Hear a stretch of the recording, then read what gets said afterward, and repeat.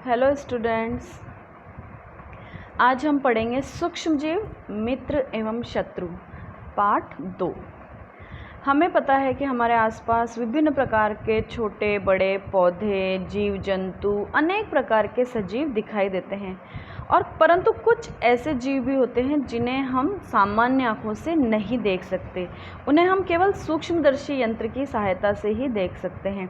तो ऐसे जीव जो कि सामान्य आँखों से नहीं दिखाई देते और सूक्ष्मदर्शी यंत्र की सहायता से ही देख सकते हैं, वो क्या कहलाते हैं? सूक्ष्मजीव।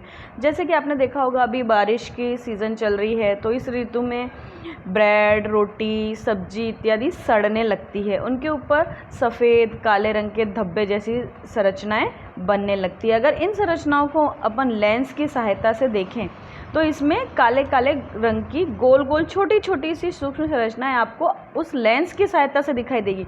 सामान्य रूप से अगर आप अपनी आंखों से देखना चाहोगे तो आपको बस खाली काले धब्बे दिखाई देंगे, लेकिन अगर आप लेंस से देखोगे तो आपको ये छोटी छोटी संरचनाएं दिखाई देगी। इन संरचनाओं को अपन विज्ञान की भाषा में क्या बोलते हैं? सूक्ष्मजीव। इसी तरह से अगर आप और एक्सपेरिमेंट करना चाहें तो हम क्या कर सकते हैं? बगीचे की मिट्टी को एक गिलास में लेकर, थोड़ी सी मिट्टी लेकर उसमें पानी में घोलेंगे और उसको थोड़ी देर के लिए ऐसे ही छोड़ देंगे। फिर थोड़ी देर बाद हम देखेंगे कि वो मिट्टी नीचे बैठ जाती है और साफ़ पानी ऊपर रह जाता है।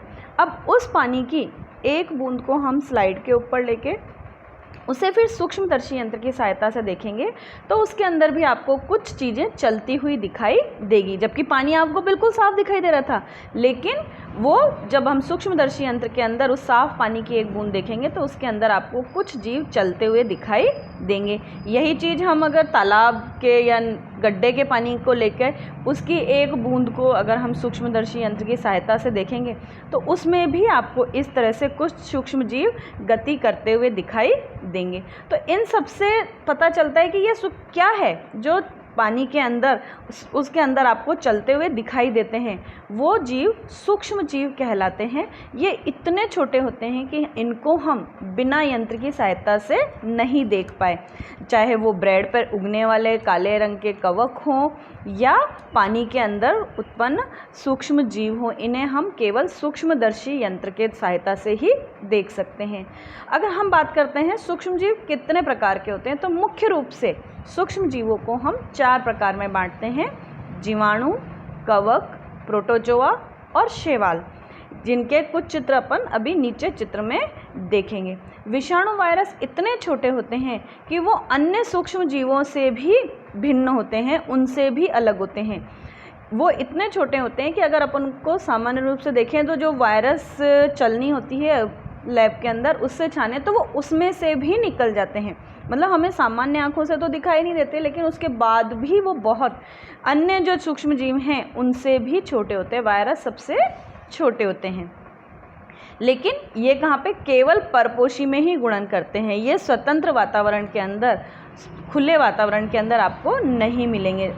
परपोषी के अंदर अर्थात जीवाणु, पौधे या जंतु कोशिका, उनके अंदर ये आपको मिल सकते हैं और वहीं पर ये वृद्धि करके हमें विभिन्न प्रकार के रोगों को जन्म देते हैं, जैसे जुखाम, फ्लू, खांसी। ये सभी रोग जनरली विषाणुओं के द्वारा ही होते हैं। इसके साथ साथ पोलियो, खसरा, ये भी वायरस के द्वारा या विषाणुओं के द्वारा ही फैलने वाले रोग होते हैं। अतिसार और मलेरिया जैसे रोग प्रोटोजोआन्स के द्वारा होते हैं। टाइफाइड, क्षय यानी टीबी रोग जीवाणु द्वारा, मतलब बहुत से रोग होते हैं जो अलग अलग प्रकार के सूक्ष्म जीवों के से होते हैं। जैसे उनमें से कुछ सूक्ष्म जीव इस प्रकार से हैं, जैसे स्पाइरल जीवाणु, छड़नुमा जीवाणु दिखाई दे रहे हैं आपको ये कि उनकी आकृति छड़ जैसी है। Chlamydomonas, spirogyra, amoeba, paramecium.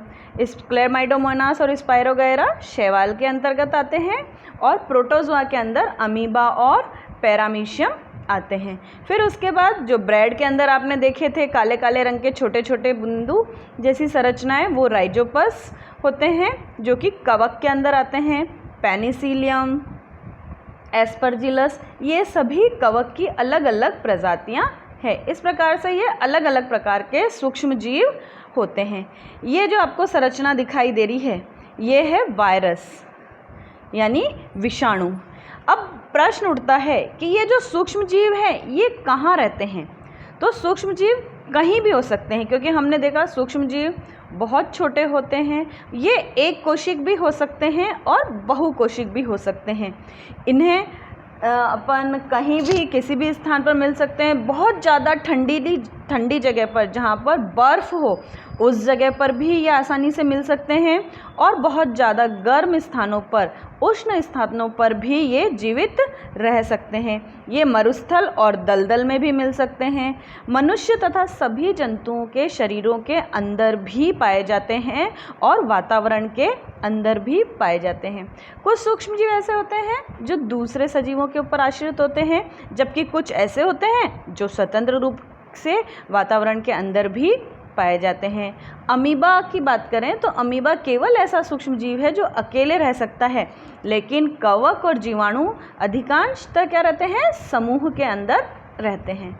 अब हम बात करते हैं कि सूक्ष्म जीव हमारे लिए फ़ायदेमंद है या हानिकारक।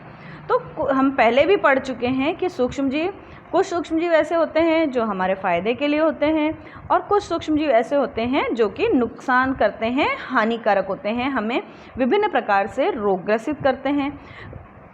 इसी प्रकार से जो सूक्ष्म जीव हैं, अगर हम उनकी बात करें तो पहले बात करेंगे हम मित्रवत या फ़ायदे वाले सूक्ष्म जीवों के बारे में।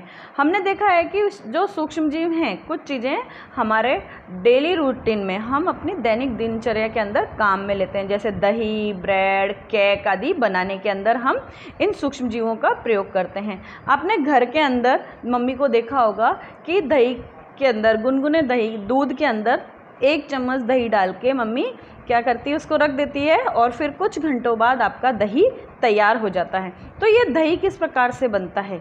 ये दही भी लैक्टोबैसिलस नामक जीवाणु के कारण जमता है, और उस दही को हम क्या खाते हैं। तो इससे क्या पता चला कि ये लाभदायक जीवाणु हैं। इसी प्रकार से पर्यावरण को स्वच्छ रखने के लिए भी हम इनका प्रयोग करते हैं, जैसे सब्जियों के छिलके, जंतुओं के अवशेष, विष्ठा, गोबर इत्यादि, इन सबको हम क्या करते हैं, इकट्ठा करके खाद बनाने में, हम पहले भी पढ़ चुके हैं, खाद बनाने में इनका उपयोग किया जाता है। इन सभी चीज़ों का अपघटन जीवाणुओं द्वारा होता है और हानिकारक पदार्थ बनते हैं, और साथ में पौधों के लिए उपयोगी पदार्थ बन जाते हैं। मतलब इनका अपघटन भी हो जाता है और साथ में हमें खाद भी प्राप्त हो जाती है, जिससे मिट्टी की उर्वरक क्षमता भी वृद्धि होती है, मिट्टी के अंदर नाइट्रोजन स्थिरीकरण भी होता है। फिर अब इसके बाद बात करते हैं हम ब्रेड किस प्रकार से बनती है। दही के बारे में तो अपन पढ़ ही चुके हैं कि दही किस प्रकार से बनती है, और दही के अंदर जो लैक्टोबैसिलस जीवाणु हैं उसी के कारण दही जमती है, जो कि दूध के अंदर वृद्धि करते हैं। पनीर, अचार, अनेक खाद्य पदार्थों के उत्पादन में भी जीवाणु सहायक है। सूजी से आपने देखा है कि सूजी से इडली बनती है, मैदा से भटूरे इत्यादि बनाते हैं। ये सब चीज़ें किसके, जीवाणुओं के द्वारा ही संभव है। उनके अंदर हम यीस्ट डाल के, इनो डाल के, दही डाल के उनके अंदर खमीर उठाते हैं और फिर उससे स्वादिष्ट इडली और डोसा बनाते हैं। ये चीज़ें तो आपने घर पे मम्मी को बनाते हुए देखी होगी। इसका अगर आपको देखना है कि किस प्रकार से ये किण्वन होता है, तो उसको करने के लिए हम क्या कर सकते हैं, एक बर्तन में आप आधा किलो आटा या मैदा लेंगे, उसमें थोड़ी सी चीनी डालकर गर्म पानी मिलाएंगे, और उस पानी के अंदर फिर थोड़ा सा हम उसमें क्या करेंगे, यीस्ट पाउडर डाल देंगे। या अगर यीस्ट पाउडर अगर आपके पास उपलब्ध नहीं है तो हम उसके अंदर क्या करेंगे, थोड़ा सा दही डाल देंगे और फिर उस आटे को गूंद कर रख देंगे। 2-3 घंटे बाद आप देखेंगे कि जितना आटा आपने गूंद के रखा था उससे दुगना आटा वो फूल जाता है। इस तरह से आपको फूला हुआ जस्ट डबल आटा दिखाई देगा। क्यों? क्योंकि इसके अंदर उन जीवाणुओं के कारण क्या उठ गया है, खमीर उठ गया है, जिससे फिर हम बाद में नान, रोटी ये इत्यादि बना सकते हैं, जो कि बहुत स्पंजी और स्वादिष्ट होती है। क्योंकि यीस्ट उस आटे के अंदर बहुत तेज़ी से जनन करके श्वसन के दौरान कार्बन डाइऑक्साइड गैस उत्पादित करते हैं, जिससे गैस के बुलबुले उठने के कारण जो खमीर होता है, मैदा होता है, उसमें खमीर उड़ जाता है और उस मैदे का आयतन बढ़ जाता है, और जब हम उसको पकाते हैं तो वो बहुत सॉफ्ट और स्पंजी बनता है। और इसी आधार पर, इसी चीज़ को हम नज़र में रखते हुए इससे क्या बन जाती है, ब्रेड, पेस्ट्री, केक, खमन, ये सब चीज़ें हम बनाते हैं। अब इसके बाद आता है कि सूक्ष्म जीवों का वाणिज्यिक उपयोग किस प्रकार से होता है। वाणिज्यिक उपयोग यानी हम उनको उद्योगों में किस प्रकार से उपयोग में लेते हैं। आपने देखा होगा कि बाज़ार में शराब, अल्कोहल, स्प्रिट इत्यादि मिलती, तो ये किस प्रकार से मिलती है। तो बड़े स्तर पर जब हम अल्कोहल, शराब आदि का निर्माण करते हैं तो वो कहलाती है वाणिज्यिक उपयोग। तो फैक्ट्रीज़ के अंदर अल्कोहल, शराब, एसिटिक एसिड का उत्पादन के अंदर भी इन्हीं सूक्ष्म जीवों का उपयोग किया जाता है। जो गेहूँ, चावल, फलों के रस आदि में उपस्थित जो प्राकृतिक शर्करा होती है, जो चीनी होती है, उसके अंदर हम यीस्ट डाल के उससे अल्कोहल और शराब का उत्पादन करते हैं। लैब के अंदर हम इस चीज़ को उस प्रयोग से समझ भी सकते हैं कि किस प्रकार से फैक्ट्रीज़ के अंदर शराब का उत्पादन होता होगा। तो उसके लिए हम क्या करेंगे, 500 मिलीलीटर पानी लेंगे और उसमें 3/4 भाग क्या कर देंगे, पानी भर देंगे उस बीकर के अंदर। फिर उसमें 2 से 3 चम्मच चीनी डालेंगे और उसको घोल देंगे। फिर उसके बाद उसके अंदर आधा चम्मच यीस्ट पाउडर डाल देंगे और उसे 4 से 5 घंटों के लिए गर्म स्थान पर, या तो जहाँ पे धूप आ रही है उस स्थान पे रख देंगे, ढक कर रखेंगे ताकि उसकी गैस बाहर नहीं निकले। 4-5 घंटे बाद हम उस विलयन को सूंघ कर देखेंगे तो हम देखेंगे कि है ना, उसका जो स्मेल आ रही है वो आपको अल्कोहल की स्मेल आएगी, गंदी सी स्मेल आएगी, जो कि शराब की स्मेल जैसी आपको सुनाई देती है। सूंघने में आपको इसकी स्मेल आएगी। ये अल्कोहल की है जो कि चीनी के अल्कोहल में बदलने के कारण होती है। और इस प्रक्रिया को, जिसमें चीनी अल्कोहल में बदल जाती है, इस प्रक्रिया को हम किण्वन या फर्मेंटेशन कहते हैं। और इसकी खोज लुई पास्चर ने 1857 के अंदर की थी। अब उसके बाद बात करते हैं हम कि जो ये सूक्ष्म जीव हैं जिनके बारे में हमने पढ़ा, अभी भी पढ़ा और पहले भी पढ़ चुके हैं, इनका औषधीय उपयोग किस प्रकार से करते हैं, ये हम अगले वीडियो में पढ़ेंगे।